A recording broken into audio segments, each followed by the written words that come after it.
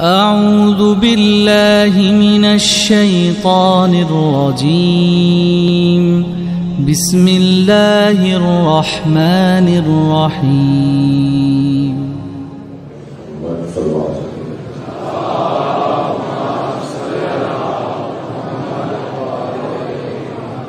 سورہ مبارکہ نساء کی 7ویں آیت میں نے آپ کے سامنے پڑھی ہے۔ اللہ اس آیت میں عظمت اہل بیت کا ایک باب روشن کر رہا ہے۔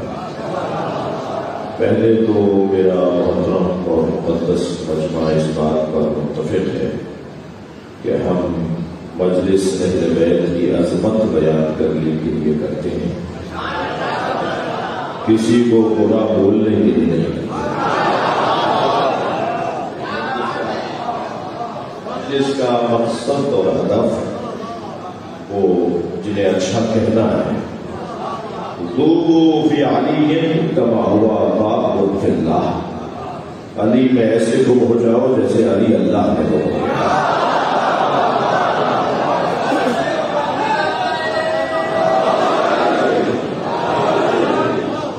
میں نے ایک اصطلاح استعمال کی ہے اور میں چاہوں گا کہ آپ اس کو ذرا میرے بچے ذرا اسے ختم کر پائیں۔ آپ ایک گلاس دودھ کا تصور کریں، اس میں ایک سکہ ڈال دیں، اس سکے کو دائیں بائیں آگے پیچھے اوپر نیچے سوائے دودھ کے کچھ نظر نہیں آئے گا۔ علی میں ایسے تم ہو جاؤ کہ علی کے علاوہ کوئی نظر ہی نہ آئے۔ محمد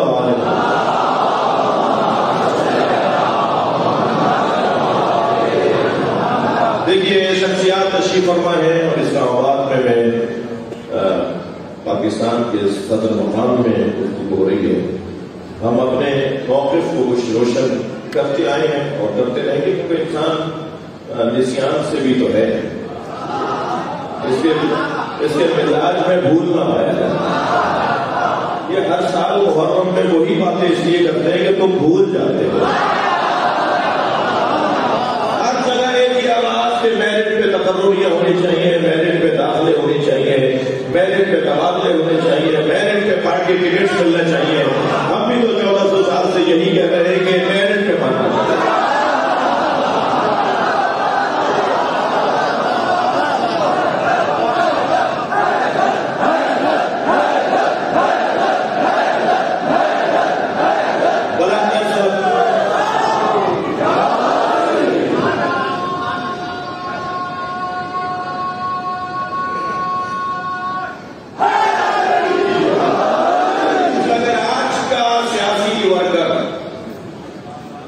کسی باکردار سیاستدان کے دفاع میں بات کریں تو سب اس کے اچھے انداز سے دیکھیں گے، اس کی تعریف کریں گے، مثال دے رہا ہوں، جس کا کچھ نہیں پتا کہ وہ کب رہے یا نہ رہے۔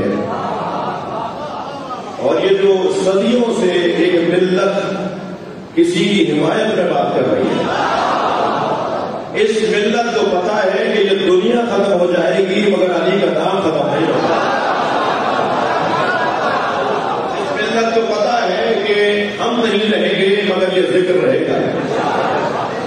آپ کی دقتیں میرے ساتھ ہیں، میں مجھے چاہ رہا ہوں میں اور آپ اور ہم جس دروازے پر بیٹھے ہیں اس سے اچھا دروازہ نہیں ہے۔ کون کہاں بیٹھا ہے مجھے اس سے غرض نہیں ہے، وقت بھی نہیں ہے میرے پاس، ہمارے پاس وقت بھی نہیں ہے کہ ہم اس کے اوپر غور کریں کون کہاں بیٹھا ہے۔ ایک جوان میرے پاس آیا کہ میں شیعہ ہونا چاہتا ہوں، میں نے کہا کیا پریشانی ہے؟ جب آپ کہتے ہیں میں شیعہ ہونا چاہتا ہوں، میں کہتے ہیں کیا پریشانی مجھے بھرتی نہیں کرنی، جو پہلے شیعہ ہو رہے ہیں وہ آخرکار شیعہ ہو جائے، جو پرانے شیعہ ہیں وہی اچھے ہو جائیں تو نئے نئے ہم بھرتی کرتے ہیں۔ میں تو بہت زیادہ خوش نہیں ہوتا نئے والد لوگوں کو، کیونکہ پتہ نہیں کسی کا کیا مسئلہ ہوتا ہے، کبھی کسی کا کیا مسئلہ ہوتا ہے، وہ مسئلہ ختم ہوتا ہے تو وہ بھی واپس چلے جاتے ہیں۔ ایسے شیعہ نہیں چاہیے کہ جو روزانہ در بدلتے ہیں، جو روزانہ گھر بدلتے ہوں، جو روزانہ نظریہ بدلتے ہوں۔ میں بچوں اور جوانوں سے جملہ انہیں ہدیہ کر رہا ہوں تاکہ جوانی میں اضافہ ہو۔ ہم جس دروازے پر بیٹھے ہیں نا، وہ زمانے کو مڑ کر نہیں دیکھتے ہیں، موڑ کر دیکھتے ہیں۔ حالات کا رونا اہل بیت کا چاہنے والا کو بدلنا ہونا ہے. تھکے نہیں بیٹھے. پچھلے دنوں امیر الہی کی زمین میں ہم نے ایک امام کی بارگاہ میں غزل لگی اور غزل اگر امام مہدی پر ہو تو ممبر سے بیان ہوگی. عشق مجازی میں بات ہو تو ممبر کی شاید نشان نہیں ہے. اور اگر عشق حقیقی میں بات ہو تو ممبر پہ بات ہوگی. تو اس میں سے چند شعر سن لیجیے جو میرے اس مضمون میں ہے. سرمے دور لگا دیدہ تر پیدا کر. بھائی محرم سے پہلے کی مجلس ہے اور اس دفعہ انہوں نے تاریخ ایسی مشکل رکھی اور اس میں اچھا یہ بھی ہو رہا ہے کہ ہم استقبال محرم کی مجلس اسے سمجھ سکتے ہیں.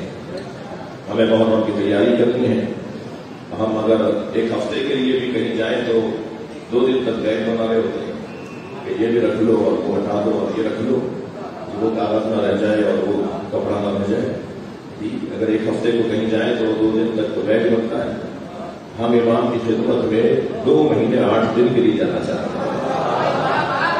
تو بغیر تیاری کے کیسے جائیں گے؟ اور وہ جو تیاری کرنی ہے وہ ایک لمبی لسٹ ہے. میں اللہ کرے بیان کرتا ہوں. اس لمبی لسٹ کے اندر ایک بات ابھی لے لیجیے پھر دیکھتے ہیں بات کہاں جاتی ہے. یہ طے کرے گا میری قوم کا جوان, میری قوم کا فرد ایسا کرتا آیا ہے. میں تاکید کر رہا ہوں کہ بغیر وضو کے مجلس میں نہیں بیٹھے. میں کہتا ہوں اس سال اگر یہ پریکٹس ہو جائے کہ کوئی بھی مجلس میں بغیر وضو کے نہیں بیٹھے گا. جس کا بدن پاک ہو اسی کا تو ظرف تیار ہوگا کہ وہ پاک باتوں کو اپنے اندر لے. لہٰذا طہارت بدنی کو پہلے ایک دن آگے آ جائیے, ایک منزل آگے آ جائیے, ایک کلاس اور بڑھ جائے. میں سمجھتا ہوں اس سے زیادہ ضرورت نہیں ہے کہ میں کچھ اور بھی کہوں. سرمے دور لگا, سرمے دور لگا دیدہ تر پیدا کر. حضرت موسیٰ دور پر گئے ہیں. دیکھنے والوں کی روش اپنانی پڑے گی. سرمے دور لگا دیدہ تر پیدا کر. شوق دیدار اگر ہے تو نظر پیدا کر. شوق دیدار اگر ہے تو نظر پیدا کر. زینے ممبر شبیر سے بڑھ کر کیا ہے. مجھے یہ تاریخی واقعہ ہو گیا کہ حضرت وزیر اعظم پاکستان جناب عمران خان کے بازو پر یہ عالی مدد کا امام ضامن ہم نے پاتا تھا. تو یہ تاریخی بات ہو گئی, پاکستان میں لکھ دی گئی. تو بعض لوگوں کو شاید یہ غلط فہمی ہوئی کہ مجھے کچھ چاہیے. یہ اسلامی نظریاتی کونسل کے چیئرمین بننا چاہتے ہیں, یہ سیکرٹری بننا چاہتے ہیں. میں ان چھوٹے لوگوں کو مخاطب کر رہا ہوں. سینہ ممبر شبیر سے بڑھ کر کیا ہے. ایسے نہیں سنے بھائی, میں پورے ذکر لگائے 2 قصوں میں. سینہ ممبر شبیر سے بڑھ کر کیا ہے. مل گیا تجھ کو شرف, اس پہ نہ شک پیدا کر. یہ جگہ امن پھیلانے کی جگہ ہے. بہت روشن انداز سے کھلی کھلی باتیں کرنے کا عادی ہوں. مجلس شیعوں کی ملکیت نہیں ہے. شیعہ امام حسین کے عزاداری کے مالک نہیں ہے. خبردار, شیعہ امام حسین کی عزاداری کے نوکر ہیں اور نوکروں کو اپنی اوقات میں رہنا چاہیے. مالک کے مہمانوں کا خیال کرنا چاہیے. جو اس دروازے پر آ کر بیٹھا ہے وہ امام حسین کے ذکر کا مہمان ہے. دروازے پر جناب قاسم رضوی کو, جناب ابو محمد رضوی کے خانوادے کو یہ حق نہیں ہے کہ کسی سے پوچھے کہ تم سنی ہو یا شیعہ. اور سنی تو ویسے ہی ہماری جان ہے. آیت اللہ سیستانی فرماتے ہیں سنیوں کو بھائی نہیں کہو, سنیوں کو اپنی جان کہو. تم 2 کب ہو بھائی. بارہا کہہ چکا ہوں میں شہنشاہ حسین نقوی سنی ہوں. بول میں رہا ہوں, پریشان ہو نہیں سکتا تو شیعہ ہو تو سنی نہ ہو. ناممکن ہے. توجہ کر رہے ہیں. کسی کو حق نہیں ہے. یہ تو ہماری جان ہے. ہمیں یہ حق نہیں ہے کہ ہم یہ پوچھیں کہ تم ہندو ہو, تم عیسائی ہو, کون سے مقصد سے تعلق، کون سے دین سے، آسمانی دین کے ماننے والے ہو یا زمین کا خود ساختہ دین بنایا؟ ہمیں حق نہیں ہے کہ ہم کسی سے دروازے پر پوچھیں، اس لیے کہ جو بھی یہاں آیا ہے وہ حسین کا طالب ہے، اور امام کو جو چاہنے آیا ہے، ہم جو ذکر امام حسین کے نوکر ہیں، ہمیں انہیں کیسا سوال کرنا ہوگا؟ ایسا ہی ہے، یہ بات میری تکراری ہے، مجھے معاف کیجیے گا۔ ہم مجلس امام بارگاہ میں کرتے ہیں، مسجد میں نہیں کرتے۔ شیعوں کے پاس پیسے زیادہ ہیں، مسجد بھی بناتے ہیں، امام بارگاہ بھی بناتے ہیں، وہاں بھی تو ممبر ہے۔ پوری دنیا میں امام بارگاہ رہتا ہے، مسجد رہتا ہے، مینجمنٹ ایک ہے، انتظامیہ ایک ہے۔ آپ کے پاس پیسے زیادہ تھے تو حل بنا لیے، نہیں، مسئلہ پیسوں کا اور زیادہ ہونے کا نہیں تھا، ضرورت دین ہے، ضرورت ہدایت ہے، بشریت کا تقاضا ہے۔ کل ہندوؤں نے اگر اللہ سے شکایت کر دی، یا اللہ، کل عیسائیوں نے اگر اللہ سے شکایت کر دی، ہم دین سمجھنے گئے تھے، مسلمان کو مسجد میں آنے نہیں دیتا تھا، سارے شیعہ ہندوؤں کو نہیں آنے دیتے مسجد میں، جی مسلمان مسجد میں نہیں آنے دیتا تھا، میں دین کہاں جا کے سمجھتا؟ کوئی جواب نہیں دے پائے گا، آپ جواب دیں گے۔ ہم نے مسجد کے ساتھ امام بارگاہ بنایا ہی اس لیے تھا، یہ حسین کا کہنا ہے، ہر آنے والے ہور کے لیے کھلا ہے۔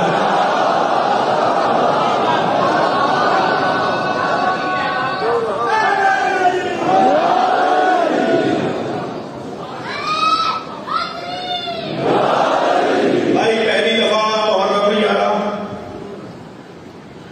محرم ہر سال، اور ہم نہیں تھے تو محرم تھا، اور ہم نہیں رہیں گے محرم رہے گا، یہ پہلی دفعہ نہیں آ رہا۔ اگر آپ کو یہی طے کرنا ہے کہ جو بعد میں کام شروع ہوا ہے اس پر غور کیا جائے، اور جو پہلے سے ہے اس کو باقی رکھا جائے، تو شاید ہم سے پرانا کوئی نہیں ہے۔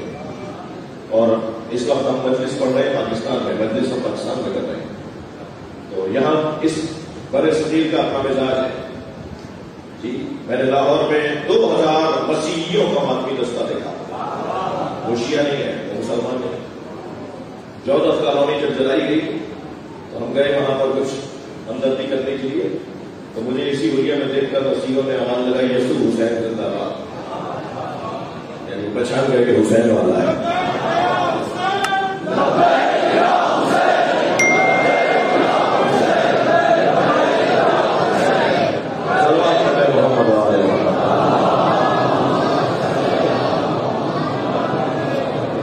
میں صرف میں 2 ہندوؤں کے مجلس پڑھتا ہوں، بانی مجلس کا ہندو ہوتا ہے،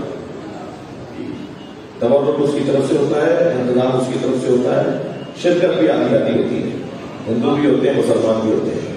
یہ شعر میں بار بار کہتا ہوں کہ یہ کس نے کہہ دیا کہ ہماری جگہ بلا، کہ نہیں، یہ کس نے کہہ دیا کہ ہماری جگہ بلا، حق بات تم کہو تو تمہاری جگہ بلا، یہ دروازہ سب کے لیے، کوئی الجھن نہیں ہے۔ اور محرم پہلی دفعہ نہیں آ رہا، سال ہے گزشتہ، پچھلے سال جو کچھ ہوا وہ آپ کے پیش نظر ہے، اور 2013 میں جو راول پنڈی پہ ہوا وہ آپ کے پیش نظر ہے۔ میں کل رات کی مجلس میں بھی کہہ چکا ہوں اور تکرار کر رہا ہوں کہ اگر پاک فوج ہمارے فوجیوں کا درود و سلام، ان کی سلامتی کے لیے ایک سلمان پڑھ رہے ہیں،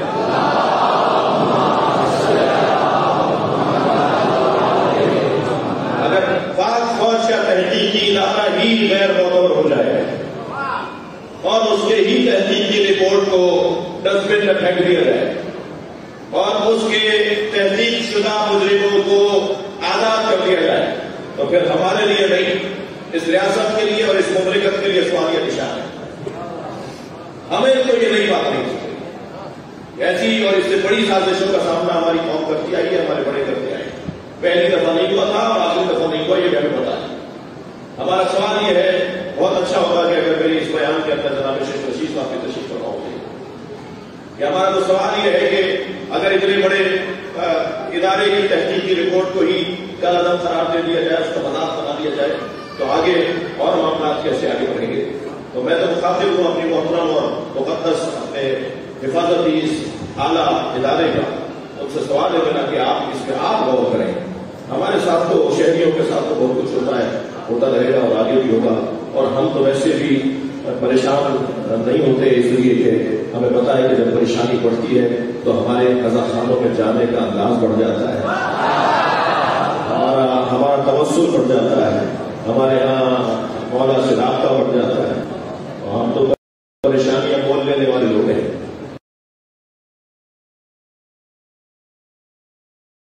ہم تو پریشانیاں ڈھونڈنے والے لوگ ہیں۔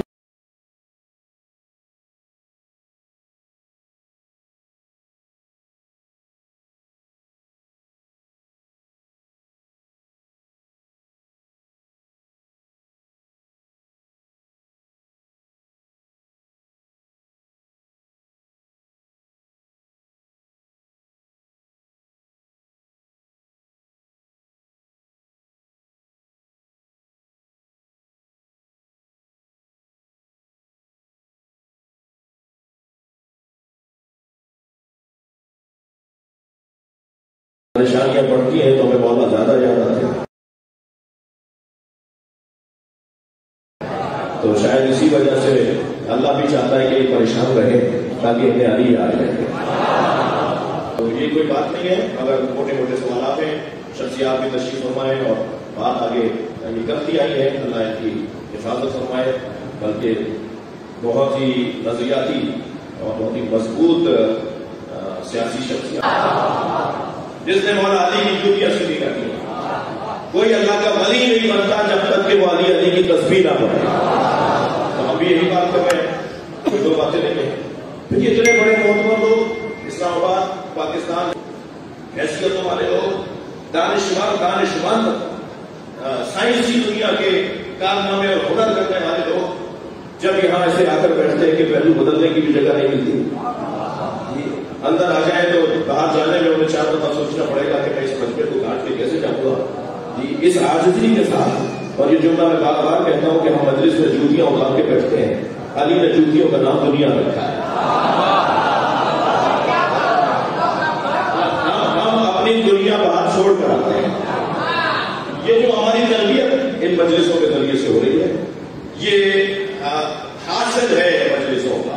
میری باتوں سے آپ کو بتا تو یہ ہے، ہم محرم سے 2 دن پیچھے ہیں اور کچھ 2 دن کے بعد ہم محرم میں داخل ہو جائیں گے، تو محرم کا استقبال بھی کرنا ہے۔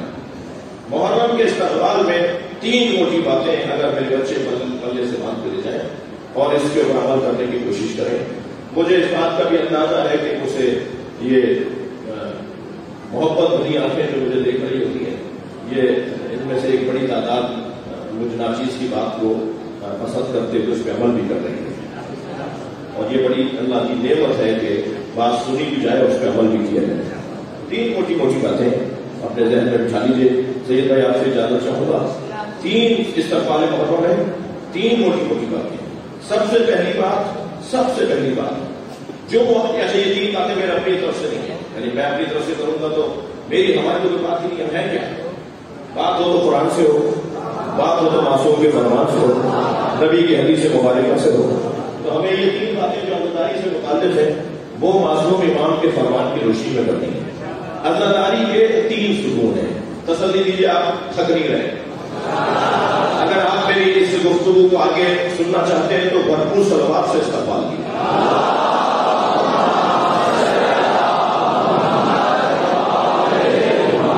اس سے اچھی صلوات آپ پڑھ سکتے ہیں۔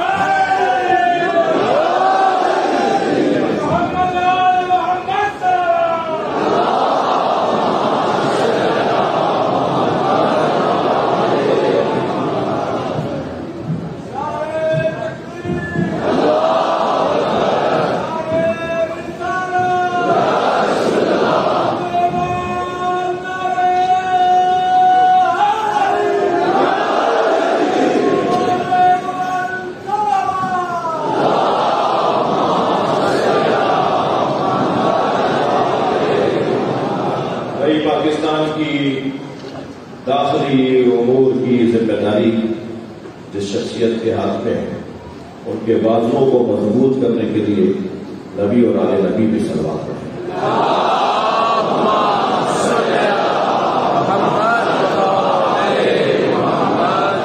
آپ نے سلوات ایسا لگ رہا ہے جیسے شیخ صاحب کے لیے پڑھی ہے، اہل بیت کے لیے پڑھی ہے تو اس سے اچھی پڑھی ہے۔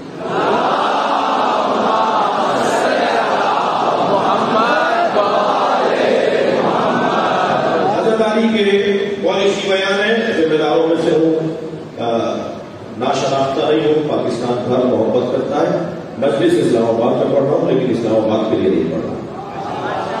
یہ ابھی کلپس بنے گے، یہ وائرل ہوگا، یہ دنیا جہاں پہ پھیلے گی تو پوری دنیا کے حسین مولا کے ماننے والوں کو ایک لاہے عمل کے طور پر کچھ کہنا چاہتا ہوں۔ عزاداری کے 3 ستون ہیں، محرم پہلی دفعہ نہیں آ رہا، اور عزاداری صرف شیعہ نہیں کرتے۔ میں بر صغیر کا اگر حال بتاؤں، میرے بزرگ انڈیا سے آئے تھے اور ہمارے اپنے وطن میں خیر سندھ میں رہتا ہوں، کراچی میں رہتا ہوں، ہمارے اپنے صوبے میں پنجاب میں، میں نے ایک مثال آپ کو دی، دسیوں مثالیں ہمارے پاس ہیں کہ مسیحی امام حسین کا ذکر کرتے ہیں، ہندو امام حسین کا تعزیہ نکالتے ہیں جی، اور سنی برادران جو امام حسین کا ذکر کرتے ہیں۔ طریقہ مختلف ہے مگر پیار سب کو نواز رسول سے ہے۔ تو یہ بات بھی روشن ہے کہ عزاداری صرف شیعوں کی ملکیت نہیں ہے۔ اور ابھی گورنر سندھ جناب اسماعیل صاحب سے میٹنگ کی، امام اسماعیل صاحب سے، تو انہوں نے میرا جملہ پکڑ لیا اور انہوں نے فرمایا کہ آپ نے بھی تو کہا ہے کہ شیعہ میزبان ہے، جو میزبان ہے تو میزبانوں کو احترام۔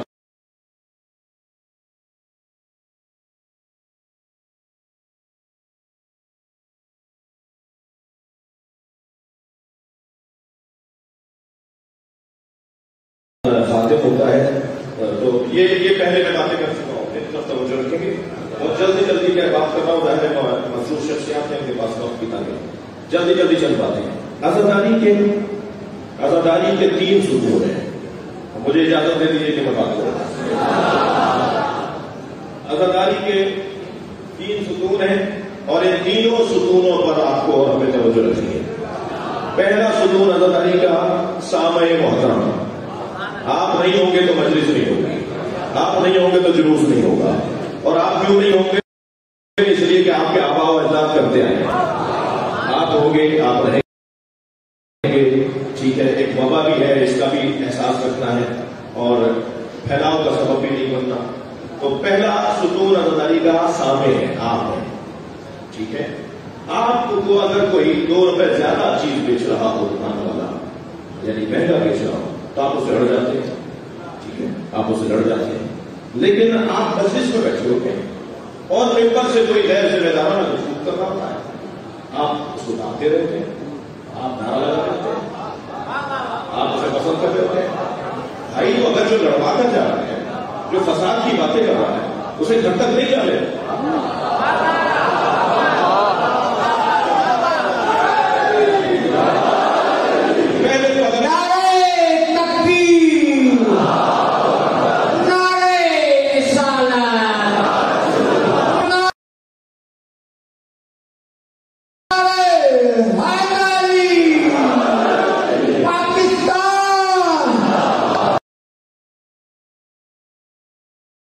پہلے تو اسے آنا نہیں چاہیے تھا، یہاں نہیں معلوم کس کی پرچی پہ آ گیا، میں جو بول رہا ہوں سوچ سمجھ کے بول رہا ہوں۔ جلا ہوا ہوں اس وقت پورے پیواڑ کی پہاڑی سے لے کے کراچی کے ساحل تک پاکستان الحمدللہ چھوٹا سا آپ کا موقع ہو جی۔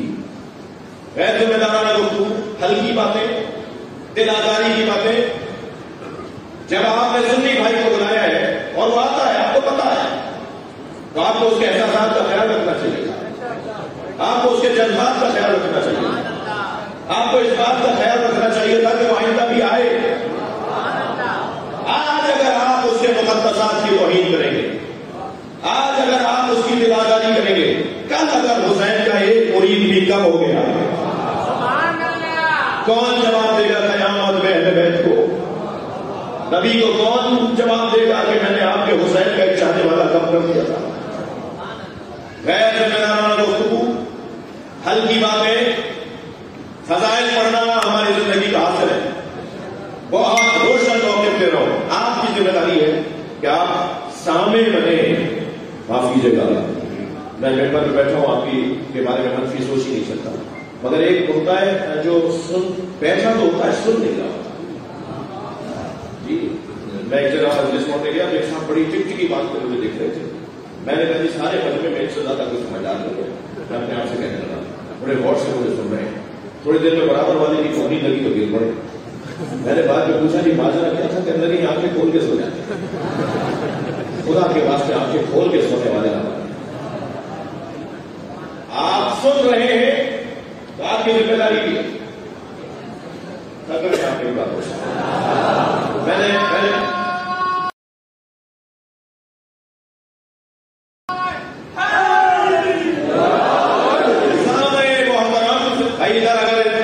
مجھے نہیں معلوم گنتی نہیں آتی. مجھے اگر فرض کریں 3,000 آدمی بیٹھے 4,000 آدمی بیٹھے تو 4,000 گھنٹے لینے کے لیے بیٹھا ہوں میں آپ کے 1 منٹ کا حساب نہیں دے پاؤں گا.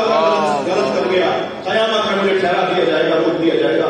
تم نے 4,000 گھنٹے لیے تھے اسلام آباد میں جا کر لوگوں کا وقت ضائع کر کے ہے. میں کچھ دے نہیں سکتا تو آپ سے آپ کو کسی مشکل میں مبتلا نہ کرو. کیا مالائے کائنات کی شجاعت کے قصے کم ہیں جو کسی کے بھاگنے کی باتیں کرتے ہو؟ کیا اہل بیت کی صحابت کے قصے کم ہیں جو آپ کسی کی کنجوسی کی بات کریں گے؟ ضرورت ہی نہیں ہے. مجلس دل آزادی کی جگہ نہیں. مجھے معاف کیجیے گا یہ 2 جملے بھی میں نے کہہ دیے صرف بات کو اتارنے کے لیے.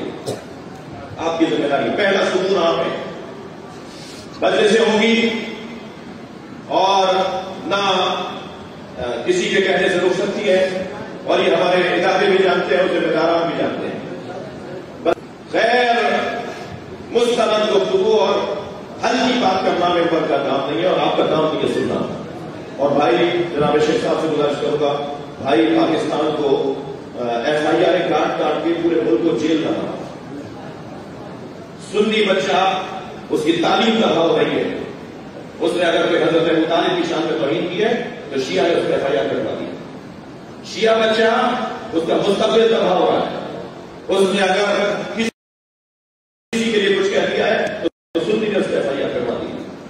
اور وہ دونوں یعنی اس وقت میری ہی معلومات میں سینکڑوں کیسز ہیں پورے ملک میں کہ جو سنی شیعہ جوانوں کی زندگیاں تباہ ہو رہی ہیں. اور کس بنیاد پر کہ وہ واٹس ایپ کر دیا اور میسج کر دیا. یہ جو اسپیشل برانچ کا میرا محترم کسی کی توہین کرنا میرا کام نہیں ہے. کیا گریڈ ہے اس کا؟ کیا تعلیم ہے اس کی؟ وہ ایک رپورٹ بناتا ہے اور رپورٹ بنانے کے بعد وہ جناب سیکرٹری صاحب اس پہ سائن کرتے ہیں. علامہ ساجد نقوی پر چکوال میں پابندی ہے داخلے پر.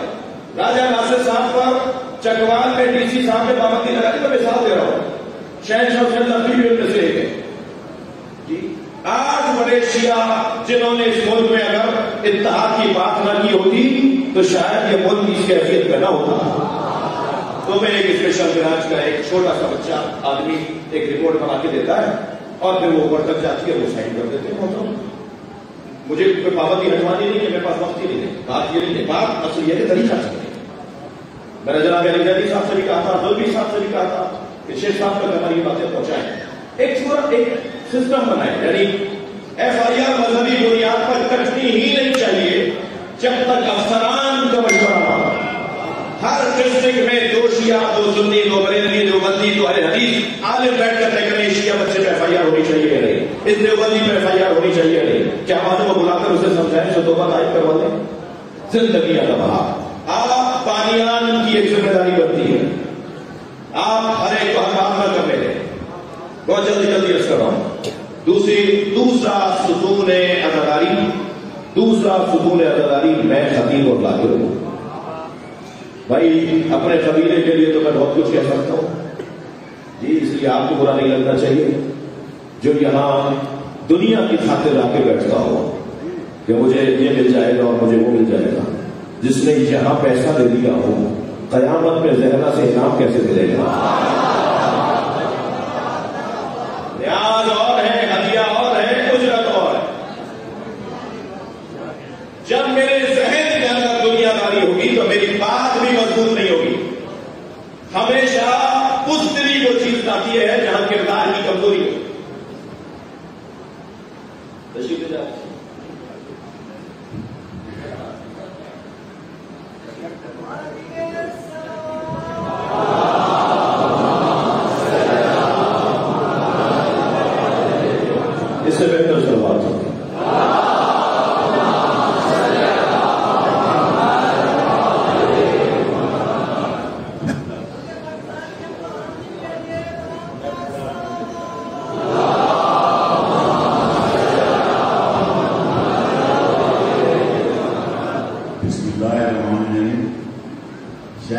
نقوی صاحب اتنی زبردست باتیں کر رہے تھے، اللہ کرے سارے ملک کی یہی آواز ہو۔ نبی میں خود دربان حسین ہوں، حسین علیہ الصلوۃ والسلام کے بغیر دین مکمل نہیں ہو سکتا۔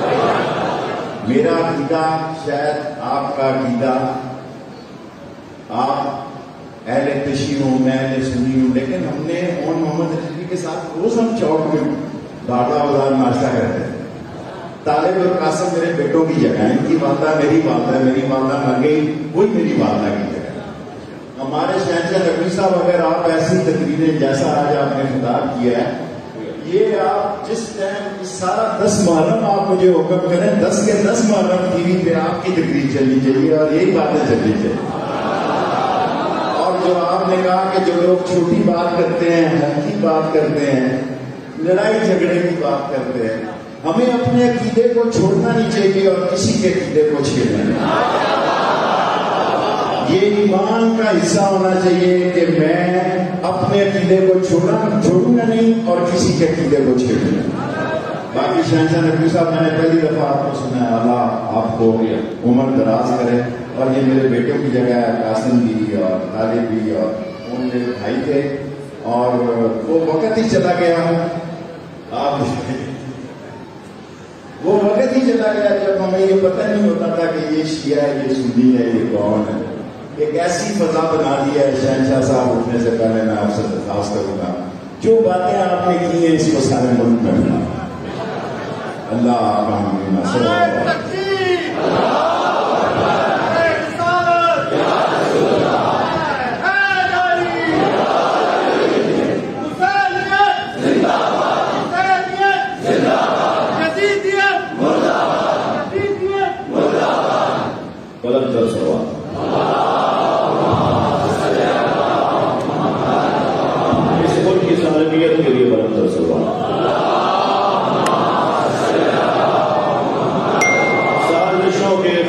کے لیے بلند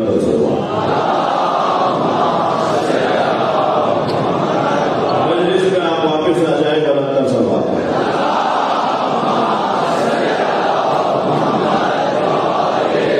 توجہات دوبارہ تشریف فرما ہو، بلند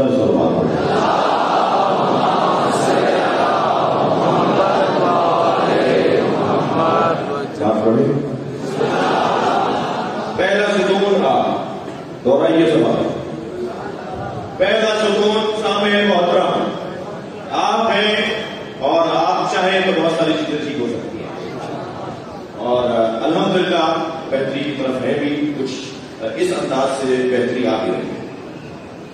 دوسرا ستون اعتدالی میں، یعنی تاکہ خطیب ممبری مائک لینے والا، قصیدہ پڑھنے والا، روڑا پڑھنے والا، نثری کتابت تفسیر قرآن پڑھنے والا، مسائل اہل بیت بیان کرنے والا، میں انتہائی ذمہ دارانہ گفتگو کروں، یہ میری ذمہ داری ہے۔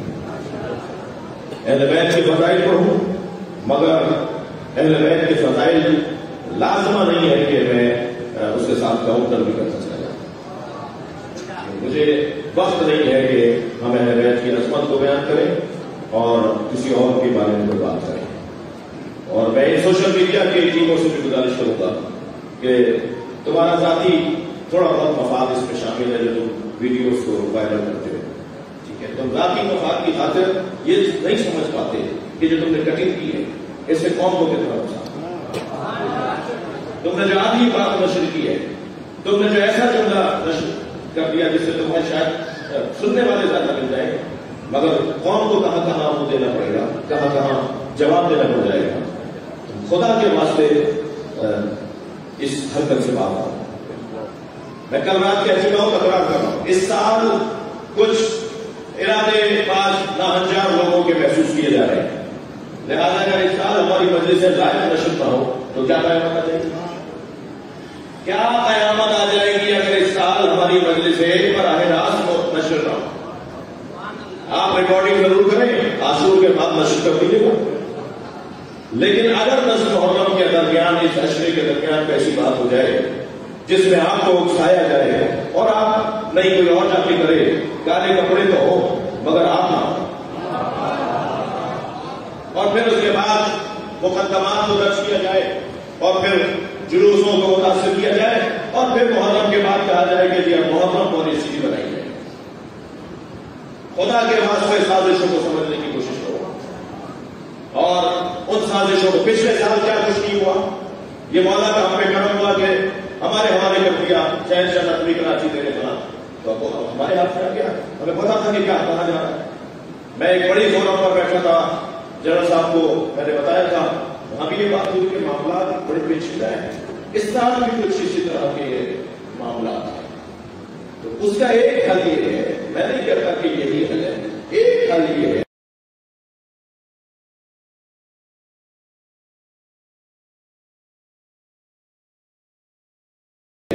کہ آپ مجالس کو لائق ٹچ نہیں کریں.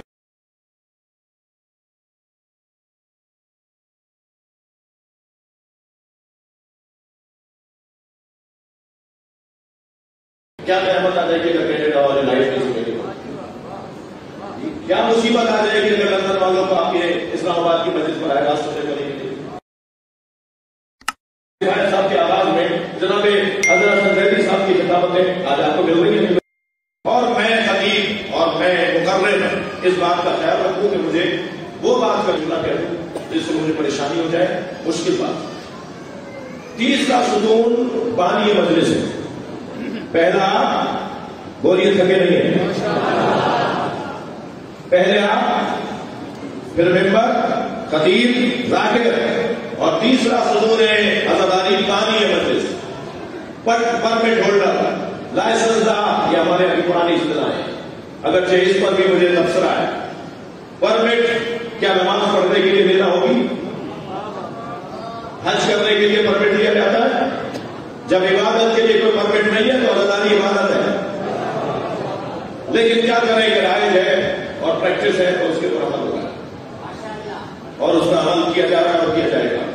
پرمٹ ہولڈر, بانیان مجلس, خدا کے واسطے مجلس کو سیاست کا ذریعہ نہ بناؤ. اسے ہم کوئی فرق نہیں پڑتا.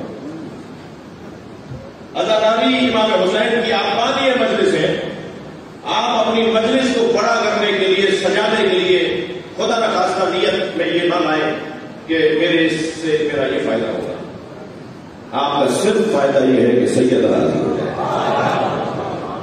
آپ کا صرف مقصد یہ ہو کہ نبی قیامت میں پہچان لے کہ یہ میرے حسین کیا عزادار ہے, اس نے میرے حسین کی مجلس کی تھی. تسلی دیجیے, تقریر ہے میری بات کو. تو یہ محرم کے حوالے سے, تیاری کے حوالے سے چند باتیں ہوئی. میں پشیمان رہوں گا, نادر رہوں گا, اپنے آپ کو کمزور محسوس کروں گا اگر جو آیت پڑھی ہے اس پر بات نہ ہو. آیت میں نے سورہ مباہلہ کی پڑھی ہے, آیت مباہلہ پڑھی ہے اور سورہ مبارکہ نساء پڑھی ہے. 61ویں آیت ہے. جلدی جلدی سب پیغامات لے لیجیے. فمن حاجک فیہ من بعد ما جاءک من العلم, اے میرے رسول, علم آ جانے کے بعد اگر کوئی کٹ حجتی کرے, زدہ کرے, بحث مباحثہ کرے, تو فقل, ان سے کہہ دیجیے, تعالو, ہم بھی لاتے ہیں تم بھی لاؤ, نہ تو وہ بلا کر, ہم بھی لاتے ہیں تم بھی لاؤ, نہ تو وہ بلا کر, ہم بھی لاتے ہیں تم بھی بلا کر لاؤ. اب نانا ہم اپنے بیٹوں کو, آغاز نبی کے گھر سے ہوگا, نہیں فرمانے تم اپنے بیٹوں کو. وہ تحریکیں ناکام ہے جو گھر سے شروع نہ ہو. وہ لیڈر مضبوط نہیں ہے جو اپنے گھر والوں کا کام نہ کر پائے.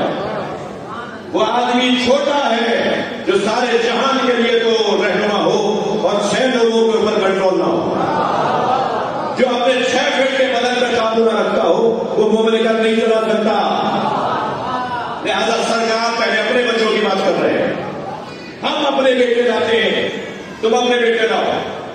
جو نبی اپنے بیٹے قربان کرنے کو تیار ہو رہا ہے, حق نہیں ہے کہ اسے محمد رسول اللہ کہہ کے یاد کیا جائے.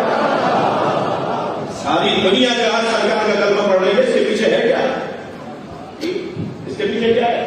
اس کے پیچھے نبی کا کردار, اور نبی کے کردار کا ایک بڑا عنوان یہ ہے کہ ہم اپنے بیٹے لاتے ہیں, اپنے بیٹے قربان کر رہے ہیں. یہ معمولی بیٹے نہیں ہے بھائی, یہ آپ کے میرے بیٹے نہیں ہیں, یہ وہ نبی کے بیٹے ہیں, اس نبی کے بیٹے ہیں. اللہ اکبر, جس کا بیٹا ہونے کی بہت کو آرزو ہے. چلا جاؤں، جس کی بیٹی ہونے کی بہتوں کو آرزو ہے، یا جس کی امتی ہونے کا بہت سے نبیوں کو آرزو ہے. میں نہیں گزروں گا ایسے جب تک آپ کو مطمئن نہ کرو. توجہ ہے؟ نبی کے دو بیٹے، ہم اپنے بیٹوں کو لاتے ہیں.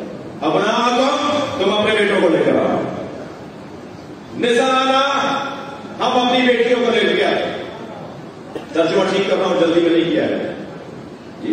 ہم اپنی عورتوں کو لے کے آتے ہیں، ترجمہ غلط ہے. مولانا عربی میں بات ہو رہی ہے. نساء تو عورت کو کہا جاتا ہے، عورتوں کو کہا جاتا ہے. سورہ نساء بچہ جانتا ہے.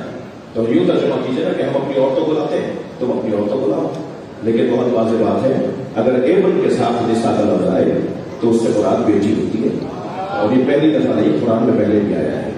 یستحیون نساءکم ویذبحون ابناءکم. وہ بیٹوں کو ذبح کرتے ہیں اور نساء کو بیٹیوں کو چھوڑ دیتے ہیں. تو بیٹوں کے ساتھ جب بھی نساء کا لفظ آیا ہے قرآن میں، اس سے مراد بیٹیاں ہیں. یہاں بیٹوں کا لفظ آیا ہے، اس کے فوراً بعد نساء کا لفظ آیا ہے. تو یہاں ترجمہ یہ نہیں ہوگا کہ ہم اپنی بیٹیاں، ہم اپنی عورتیں لاتے ہیں تم اپنی، ہم اپنی بیٹیاں لاتے ہیں تم اپنی بیٹیاں لاؤ. تھکے نہیں بیٹھے تو جملہ کہہ رہا ہوں. بھائی خیبر میں تو ساری رات انتظار رہا کہ کل علم ہمیں مل جائے.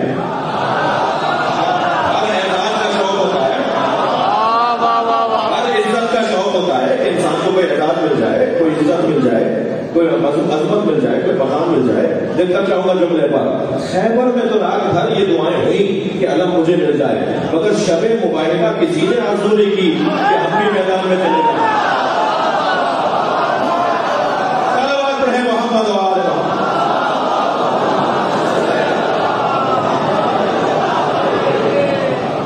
اس لیے کہ یہ میدان گرم جنگ کا میدان نہیں ہے، یہ میدان سرد جنگ کا میدان ہے.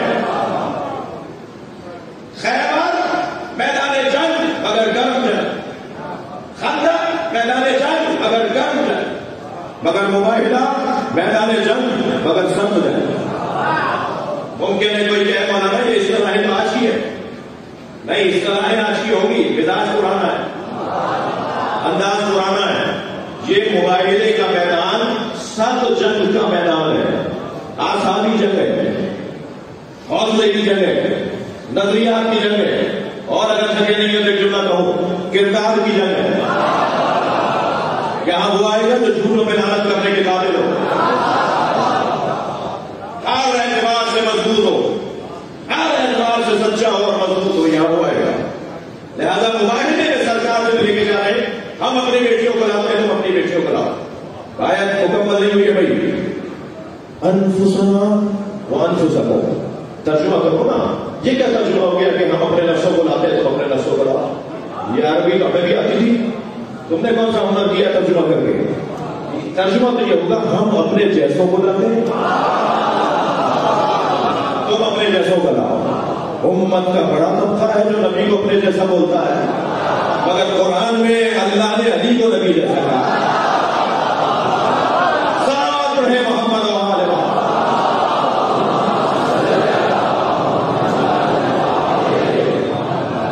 توجہ کر لیا آپ نے. ہم اپنے جیسوں کو لاتے ہیں، تم اپنے جیسوں کو لے کر آؤ. اور اب مباہلے کے اندر سرکار چلے ہیں، اور اگر 3 لوگ تھے، ابو الحارث تھا اور 2 سردار تھے جی. ایک تاجر تھا اور ایک قبیلے کا سردار تھا. اور ابو الحارث مفتی اعظم تھا مسیحیوں کا. تو جب چلے گا تو اپنے بیٹے سے کہنے لگا کہ عبداللہ کا بیٹا حق پر ہے، یہ واقعی نبی ہے. بیٹا کہنے لگا بابا جب آپ کو پتا ہے کہ یہ واقعی نبی ہے تو یہ مباہلے کے لیے تیاری کیسی ہے؟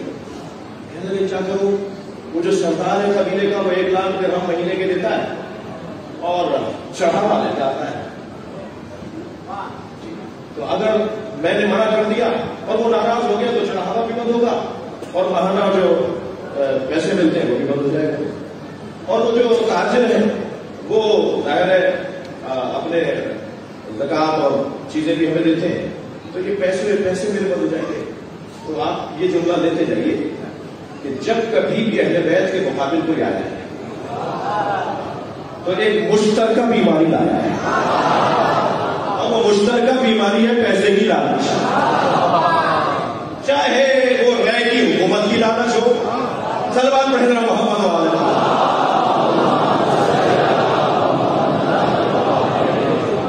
کہا کہ یہ میں کیسے کہا کہ بابا اگر آپ انہیں حق پر مان رہے ہیں تو پھر مقابلہ کیسے ہوگا؟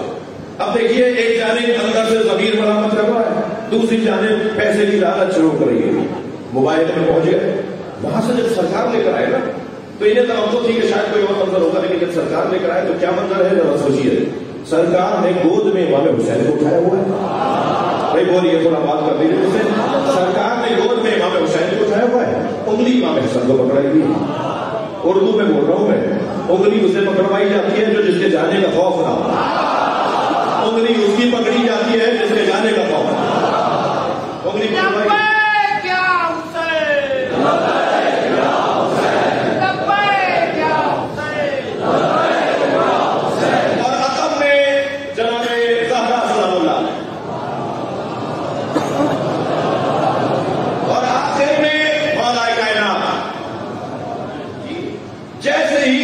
پنجتن کا قافلہ تھک گیا، میدان مباہلہ شد جنگ میں اترا. توجہ کا چاہوں گا تو ایک مرتبہ ابو الحارث نے غور سے دیکھ کر کہا میں ایسے چہرے دیکھ رہا ہوں، سنی شیعہ نے لکھا ہے بھائی، میں ایسے چہرے دیکھ رہا ہوں کہ اگر یہ پہاڑ کو حکم دیں تو پہاڑ اپنی جگہ سے ہٹ جائے. ایک کڑوا جملہ کہہ دوں آپ کو تو کہہ سکتا ہوں، سنی کو تو نہیں کہوں گا میں، مگر شیعوں کو کڑوا جملہ کہہ دوں گا. کڑوا جملہ کہوں، مسیحی ولایت تکوینی کا قائل ہے. پتہ نہیں میری بات نہیں گئی شاید. مسیحی تو قائل ہے کہ یہ پہاڑ ہٹا سکتے ہیں، مگر کچھ شیعہ کہتے ہیں کہ انہیں کوئی اختیار ہی نہیں ہے.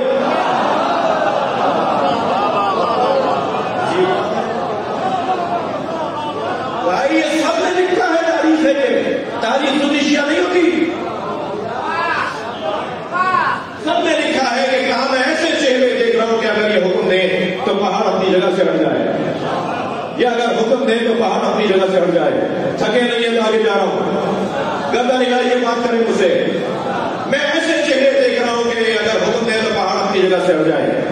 نبی کو تو ایک دن پہلے دیکھ چکے تھے،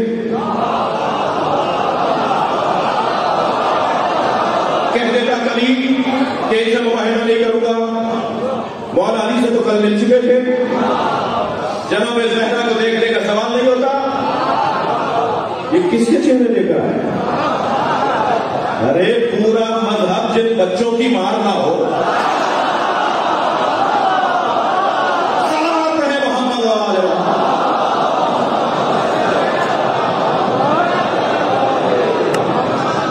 میں ایسے چہرے دیکھ رہا ہوں کہ اگر یہ حکم دیں تو پہاڑ اپنی جگہ سے ہٹ جائے. وہ کون سے چہرے تھے جو ابو الحارث نے پادریوں کے سربراہ نے، مسیحیوں کے سربراہ نے دیکھے؟ وہ چہرے حضرت حسین کے تھے. ایک گود میں ہے، ایک ساتھ ساتھ چل رہا ہے.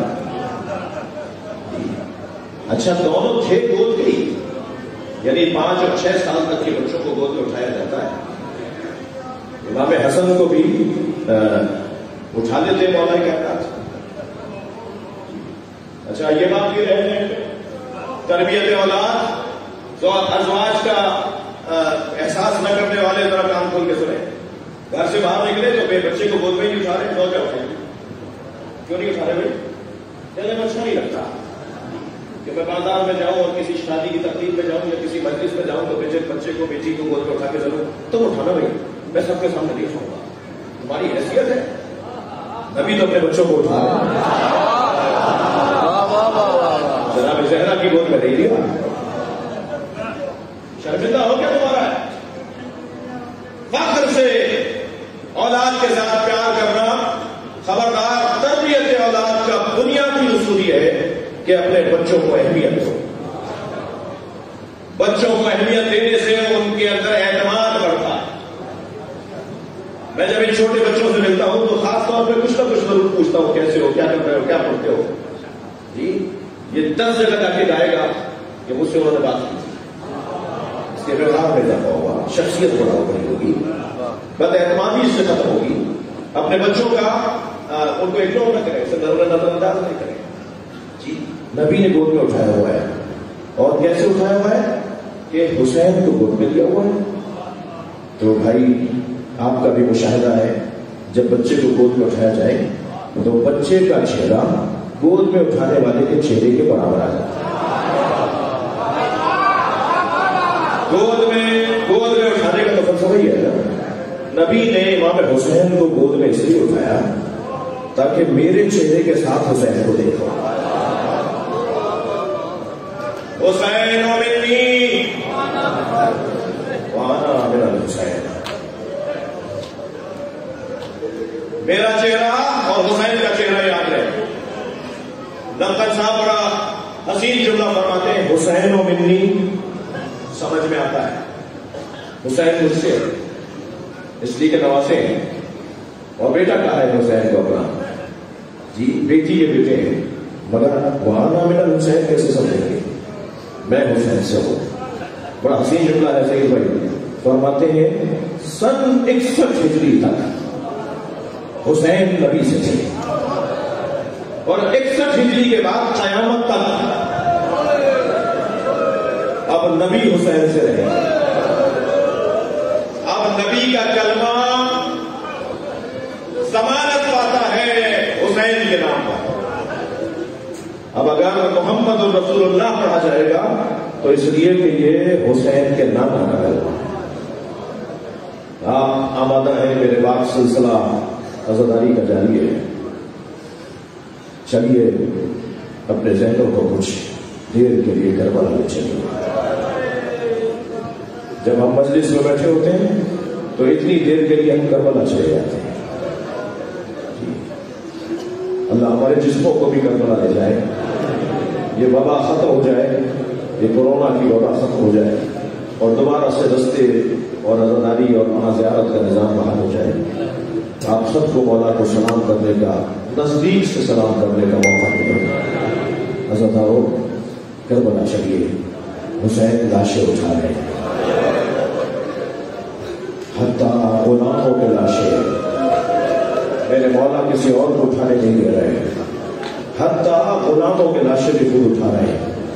خود کے بیٹے نے جب آواز لگائی، بابا میرا سلام آخر، اولاد والے بیٹھے ہیں نا، اس حالت میں اگر اولاد باپ کو پکارے تو باپ کی کیا کیفیت ہوتی ہے؟ آپ کو اندازہ ہے کتنی جلدی گیا ہوگا ہور. علی ابن ہور کی آواز پر سنیں گے، جب ہور پہنچا تو پہلے سے حسین موجود تھا. امام نے ہور کے بچے کا لاشا اٹھا لیا، آگے بڑھ کر کا مولا یہ غلام زیادہ ہے. مولا کہاں حسین کی آغوش اور کہاں ہور کے بچے کا لاشا. امام نے ہور کے چہرے کو دیکھ کر کہا، جوان بیٹے کی میت. رونے آئے نا آپ، رونے آئے ہیں، غصہ دے دیجیے میرے حصے کا بیان مکمل ہو جائے. امام نے فرمایا جوان بیٹے کی میت باپ نہیں اٹھاتا. میں اس جملے پر مدتوں پریشان رہا.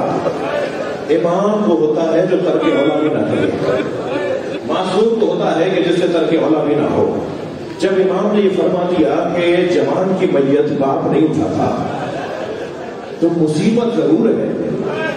علی اکبر کا لاشا، علی اکبر کا لاشا مصیبت ضرور ہے، مگر یہ کیسے ممکن ہے کہ امام ترک اولا کر دیں، امام بچے کی میت اٹھا لے. لیکن جب علی اکبر کا لاشا اٹھا کے 2 قدم چلے، جو رونے آئے جملے کو محسوس کریں گے، تو برابر سے ایک برقع پوش بیوی کی آواز آئی. امام نے مڑ کر دیکھا تو زینب کھڑی تھی. بھائی اسے میں نے پالا ہے. اجروں کا مدد رہا، اجروں کا مدد رہا. جو رونے آئے اپنی آوازوں کو آزاد کریں گے.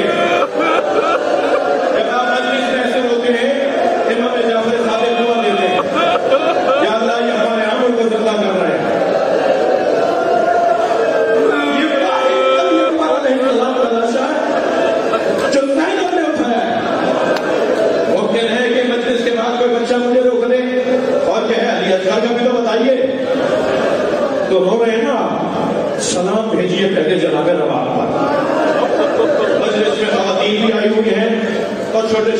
کو ملائی ہوئی. جب کبھی جناب علی اصغر کی بات کریں تو پہلا سلام تو ماں کو. بڑا جگر تھا اس بیوی کا, بڑا حوصلہ تھا اس خاتون کا. دو کمائیاں تھیں, دونوں حسین کے حوالے کر دیں. ایک علی اصغر اجلا سا کرتا پہنایا, بالوں میں کنگھی دی, آنکھوں میں سرما دیا, اور حسین کی گود میں دیتے ہوئے پیشانی کا بوسہ دیا, اور پیشانی کا بوسہ دیتے ہوئے کہا علی اصغر اگر جنت میں دادی زہرا نے پوچھا تیری ماں نے منہ کیوں نہیں کھلایا تو کہہ دینا پلانے کو پانی نہیں تھا.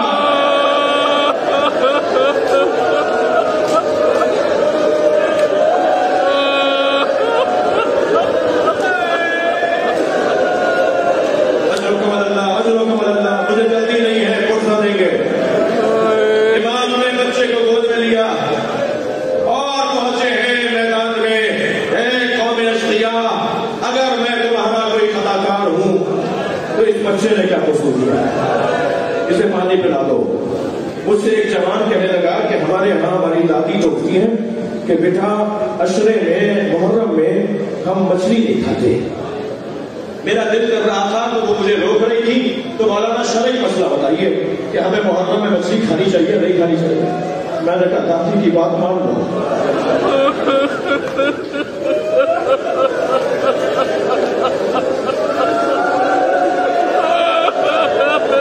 دادی کی بات مان لو, شرعی بتائے, شرعی مسئلہ بتائے. میں نے کہا بھائی میں اتنا بڑا عالم نہیں ہوں جو تمہیں شرعی مسئلہ بتاؤں, میں تو اتنا جانتا ہوں کہ علی اصغر کے تڑپنے کو حسین نے مچھلی کے تڑپنے سے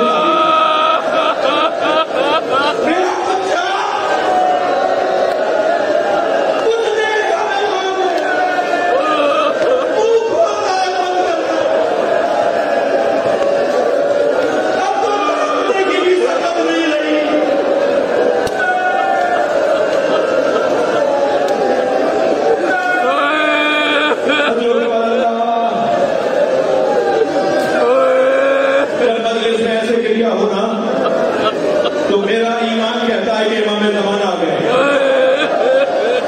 اور آپ روتے ہوئے امام کو بھی یاد کیا کریں. مولا آپ کے جنگ کا پرسہ, مولا جلدی آ جائیے.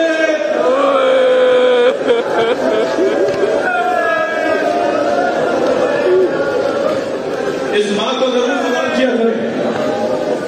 جب کسی نے جواب نہیں دیا, امام حسین نے کہا کہ پانی پلا دو اس بچے کو.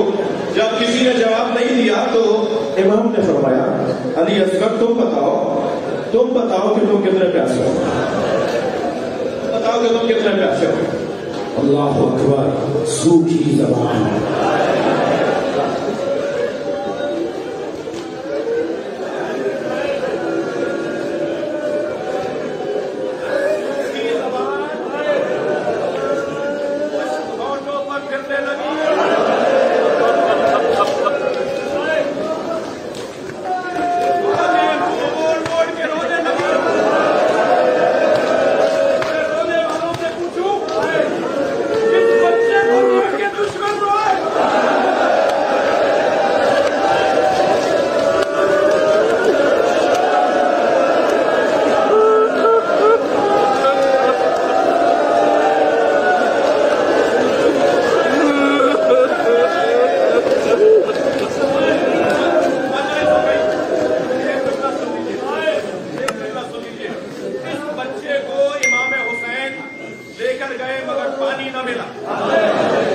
پانی نہ ملا. جب امام پانی مانگ رہے